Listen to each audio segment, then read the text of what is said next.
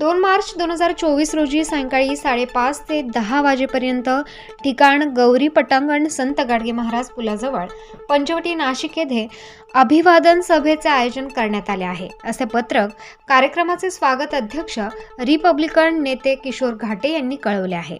या कार्यक्रमाचे व सभेचे अध्यक्षपद प्रहार जनशक्ती पक्षाचे पक्षप्रमुख बच्चू कडू हे भूषवणार आहेत।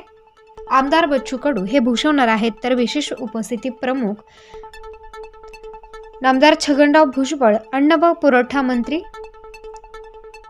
त्याचबरोबर गिरीश महाजन ग्रामविकास व पर्यटन मंत्री, दादा भुसे पालकमंत्री नाशिक, खासदार हेमंत गोडसे, आमदार देवयानी फरांदे, आमदार सीमाताई हिरे, आमदार राहुल ढिकले, आमदार सरोज अहिरे, रिपाई नेते प्रकाश पगारे, आनंद सोनवणे, बॉबी काळे, फकीरराव जगताप, माजी नगरसेविका प्रियंका घाटे हे उपस्थित राहणार आहेत। या कार्यक्रम समितीचे निमंत्रक राहुल पाटे, किशोर गांगुर्डे, सुरेश नेटावटे, गौतम पगारे, नंदकुमार जाधव,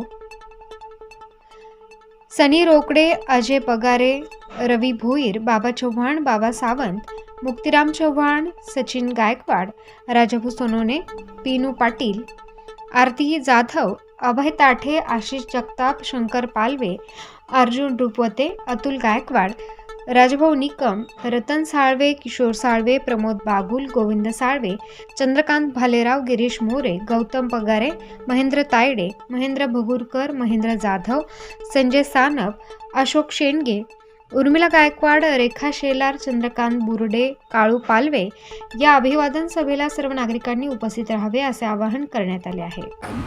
मला माहिती, परंतु मी आता जर त्याचा प्रोपगंडा केला किंवा तुम्ही एक्सपोज केलं तर तुम्ही सगळेजण म्हणजे मीडिया तर सोडा, पण बाकीचे लोक त्याला विरोध पण करते। कोणी विरोध करू नये म्हणून त्यांना पण जवळ घ्यायचं आहे आणि त्यांना विश्वासात घेऊन की हे असं आहे, बाबासाहेबांचे इन्स्टिट्यूट उभं करतो, सांस्कृतिक केंद्र दादासाहेब गायकवाडांच्या नावाने करतो, बाबासाहेबांच्या नावाने एक मोठं संग्रहालय उभं करू, हे त्यांना सांगायला लागणार आहे। जेव्हा आपण त्यांना सांगू, आणि हे काय एका विशिष्ट जातीसाठी नाही, हे बहुजनांसाठी, मग बहुजनांमध्ये सर्व येणार आहे, म्हणजे बहुजनांच्या मुलींसाठी सुद्धा ते आहे, ते विशिष्ट जातीसाठी नसून, म्हणून ती जागा सुद्धा मला माहिती आहे, ती जागा मी सुद्धा पाहिलेली आहे, मी त्या ठिकाणी जाऊन पण आलेलो आहे।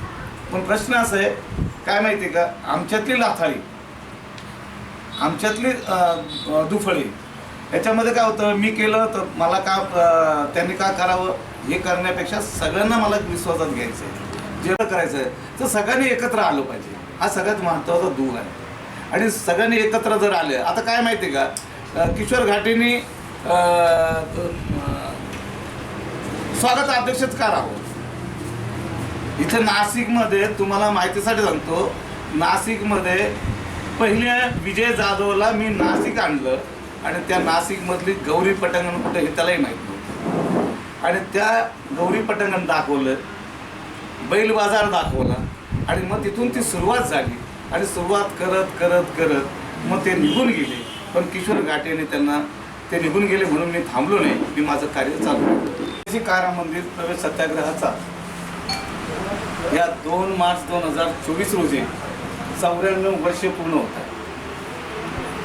गेल्या अनेक वर्षापासून कारा मंदिराचा जो सत्याग्रह आहे, मी व माझ्या समवेत ही सगळी कार्यकर्ते नेतेगण कार्य करत असतात, काम करत असतात, परंतु डॉक्टर बाबासाहेब आंबेडकरांनी व कर्मवीर दादासाहेब गायकवाडांनी सगळ्यात मोठा जो लढा दिलेला आहे, तो लढा आहे 5 वर्ष आणि 7 महिने आणि 11 दिवसाचा तो लढा आहे, आणि महाराष्ट्रामधला सर्वात मोठा जो लढा आहे तो लढा कारा मंदिर सत्याग्रहाचा। कारा मंदिर सत्याग्रह फक्त विशिष्ट जातीसाठी खुला नाही केलं, सर्व जाती धर्माच्या लोकांसाठी तो खुला केलेला आहे। याकरता डॉक्टर बाबासाहेब आंबेडकरांनी एवढा मोठा त्याग केला, कर्मवीर दादासाहेब गायकवाडांची मेहनत, या दोन्ही गोष्टींचे सांगणा, आणि म्हणून आज या कारा मंदिरामध्ये आपल्या सर्व जाती धर्माच्या लोकांना प्रवेश दिला जातो। आणि खरं म्हणजे मी गेल्या अनेक वर्षापासून हे कार्य करत असताना मला त्याच्यातली आवड आहे। माझे वडील 23 ऑगस्ट 1946 साली डॉक्टर बाबासाहेब आंबेडकरांबरोबर कार्य करत होते, समता सैनिक दलाचे प्रमुख होते, लाठीकाठीचे वस्ताद होते. आणि मग माझ्या मनामध्ये एक आवड निर्माण झाली आणि ते आज मी तेवत ठेवण्याचं काम माझ्या वडिलांनंतर मी करतोय. हे सगळं धाडस कुणाच्या मनामध्ये असेल नसेल मला काही ठाऊक नाही, परंतु मला हे कळतंय की वडिलांच्या पावलावर पाऊल ठेवून मी काम करण्याचा मी प्रयत्न करतो. छोट्या खाणी मी हा प्रयत्न चालू ठेवलेला आहे आणि खूप मेहनत खूप कष्ट या गोष्टीला लागतात. आता बघा थोडीशी चूक झाली, पेपर मिस्टेक झाली, ती दुरुस्त करण्यासाठी पुन्हा जायला लागलं आणि मला वाटतं तुम्हाला 12:10 मी या ठिकाणी पोहोचलेले. या सगळ्या गोष्टीला तांत्रिक अडचणी असतात. त्या तांत्रिक अडचणीला सामोरं जाण्यासाठी मी व माझे मित्र प्रकाश पगारे, किशोर गांगुडे, नंतर माझी भगिनी आरती जाधव, बाबा चव्हाणे, मुक्तिराम चव्हाणे, महेंद्र तायडे, या ठिकाणी स्वप्नील क्षीरसाटे, ही सगळी मंडळी या ठिकाणी माझ्यासोबत खांद्याला खांदा लावून काम करत असतात. परंतु यावेळेस मी एक वेगळा पांडा तयार केला. यावेळेस प्रहार संघटनेचे नेते, पक्षप्रमुख, जनशक्ती पक्षाचे ते बच्चू कडू साहेबांना मी या ठिकाणी त्यांना आमंत्रित केलं आणि त्यांना या कार्यक्रमाचं अध्यक्षस्थान पण दिलेलं आणि त्यांनी हसत तो स्वीकारलेलं पण आहे.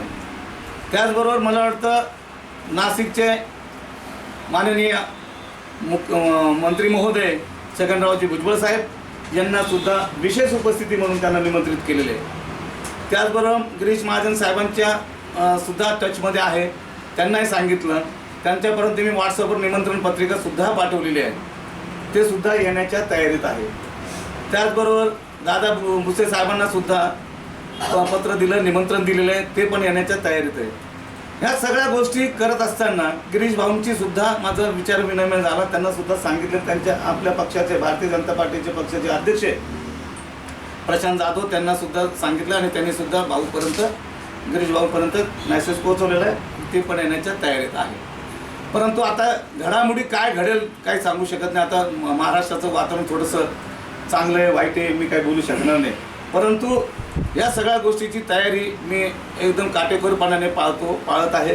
आणि ह्या सगळ्यांबरोबर नाशिक लोकसभेचे जे खासदार आहे माननीय हेमंतप्पा गोडसे यांना सुद्धा निमंत्रित केलेलं आहे, त्यांना सुद्धा निमंत्रण दिलेलं आहे. त्याचबरोबर नाशिकच्या ज्या आमदार आहेत विधानसभेच्या मध्यच्या सर्वस्ताई आमच्या देवानताई फरांदे यांना सुद्धा निमंत्रित केलेलं आहे. त्याचबरोबर आमच्या सीमाताई त्यांना पण निमंत्रित आमदार आहे, त्यांनाही निमंत्रित केलेलं आहे. त्याचबरोबर राहुल ढिकलेसुद्धा त्यांनाही निमंत्रित केलेलं आहे. परवाच माझे सरोजताईंशी माझं बोलणं आलं, भाऊ मी त्या कार्यक्रमाला आवर्जून उपस्थित राहील असं सुद्धा सरोजताईंनी मला सांगितलेलं आहे. या सगळ्या गोष्टी करणं म्हणजे एवढं सोपं नाही आहे. मग माझ्या पुतणीने मला विचारलं, काका कसं धावपळ काय चालली तुमचं, कसं केलं? म्हटलं बाई मी राजकारणामध्ये कधीच कमी पडत नाही. राजकारणामध्ये मला खूप यश आहे.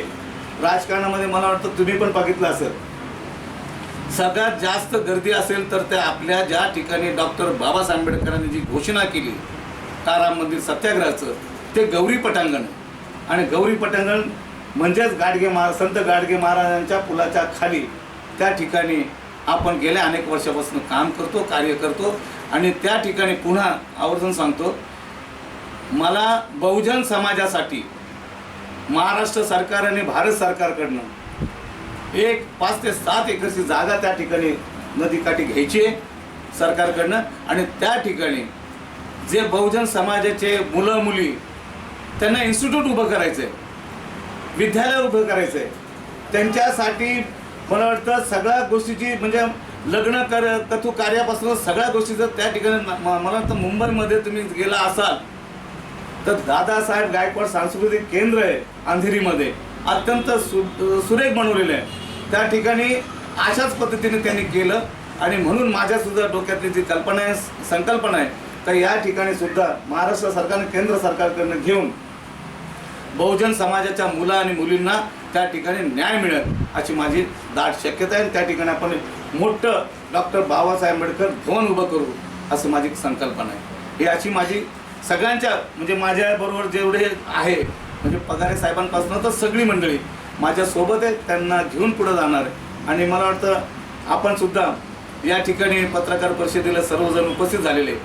मला वाटतं मी जास्त बोलण्यापेक्षा आता पगारे सर पण बोलतील आणि कुणाला जर म्हणजे पगारे सर बोलल्यानंतर आणि पुन्हा दुसरी गोष्ट सगळ्यात माझ्या बाजूला मला वाटतं आपले पत्रकार समजू म्हणजे आमचे मधुकर जगताप म्हणजे सेम मला तेच वाटले आणि पत्रकारांना मला तिथं जागा करून द्यायची होती. मला तेच बसले का काय. आणि त्यांचं वय 75.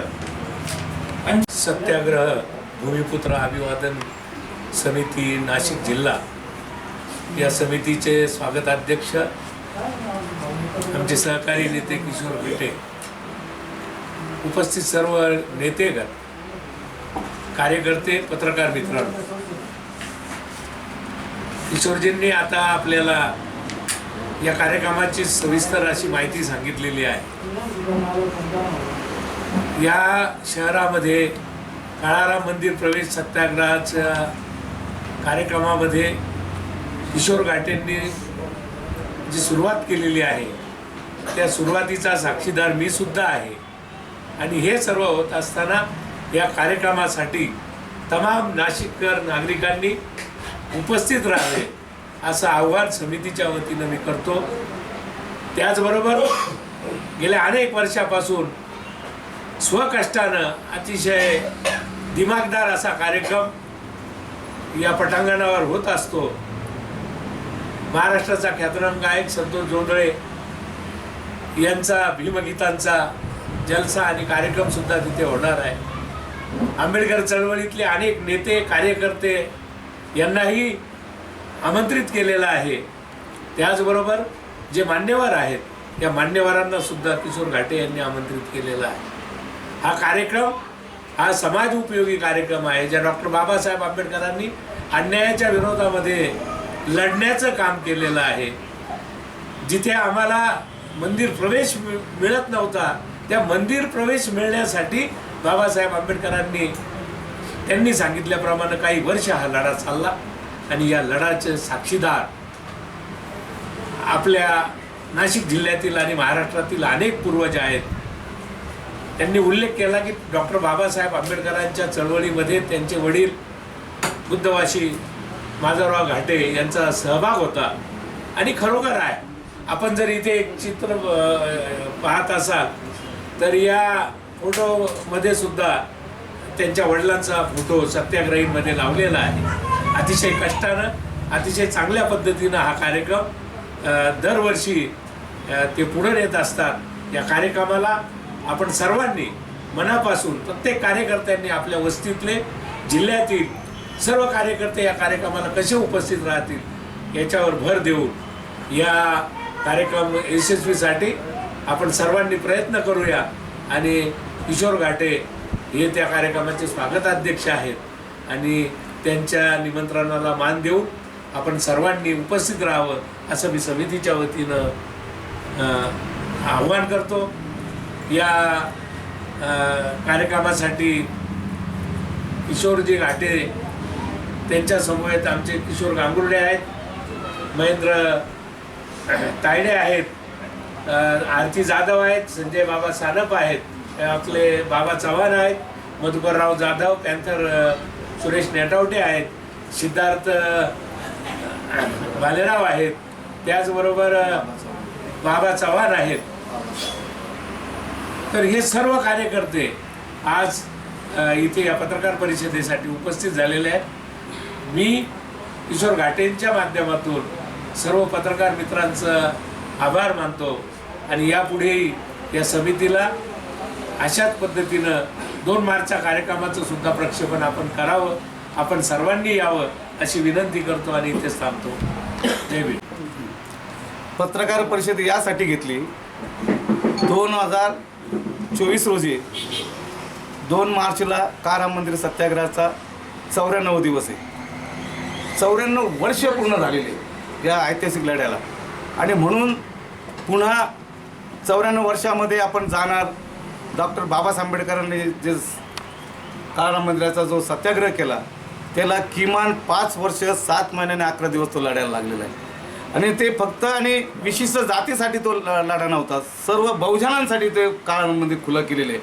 आणि म्हणून माझं म्हणणं असं आहे की या ठिकाणी सर्व बहुजनांनी, सर्व भीमसैनिकांनी, सर्व माता भगिनींनी त्या कार्यक्रमाला, कारा मंदिर सत्याग्रहाच्या ज्या ठिकाणी ज्या बाबासाहेबांनी जी घोषणा केली, ते घोषणेचं जे ठिकाण आहे ते संत गाडगे महाराज पूल, गौरी पटांगण, पंचवटी या ठिकाणी सायंकाळी 5 वाजता आपल्याला सर्वांना यायचं आहे. तुम्ही पण या, मी पण येतो. अशा भाषेमध्ये सांगत असताना मला एक आनंद वाटतो का आमच्या ठिकाणी आम्ही सर्व जणांना असं वाटतं की त्या ठिकाणी कारा मंदिराचा सत्याग्रह झालाच पाहिजे. सत्याग्रह म्हणण्यापेक्षा तिथं अभिवादन सभा झाली पाहिजे. अभिवादन सभा यासाठी का ज्या ठिकाणी बाबासाहेब आंबेडकरांनी ज्यावेळेस सत्याग्रह करत असताना त्यामध्ये जे शहीद झाले, त्या शहीदांना खऱ्या अर्थानं अभिवादन करायचं आहे. आणि अभिवादन करण्यासाठी आपण सर्वांनी त्या ठिकाणी जमायचं आहे, हे मूळ उद्दिष्ट आहे. आणि त्या ठिकाणी आपण जर आलात तर मला वाटतं ऋण फिटल्याशिवाय राहणार नाही असं मला वाटतं. या ठिकाणी या कार्यक्रमाचं खरं म्हणजे ज्या संतोष जोंधळे संपूर्ण महाराष्ट्रामध्ये तो कार्यक्रम करतो. महाराष्ट्राच्या बाहेर मग तेलंगणा असेल, गुजरात असेल, सुरत असेल, अशा अनेक ठिकाणी त्याचं कार्यक्रमाचं रूपरेषा असते. आणि त्याच्याबरोबर जे अश्विनी गोस्वामी आहे ते मला वाटतं सुंदरा मनात भरली या नाटकामध्ये तिने गाणं गायलेलं आहे. अशी हुशार आणि सारेगमापामध्ये तिने चांगलं काम केलेलं आहे. अशी ती मुलगी आहे, तीसुद्धा या कार्यक्रमाला संबोधित करणार आहे, ती गाणं गाणार आहे. आपण सर्वांनी या ठिकाणी यावं मी अशी आव्हान मी सर्व नागरिकांना, बहुजनांना मी विनंतीपूर्वक सांगतो. आपण याल ही अपेक्षा ठेवतो. धन्यवाद. स्टार न्यूजसाठी रोहित गायकवाड, नाशिक.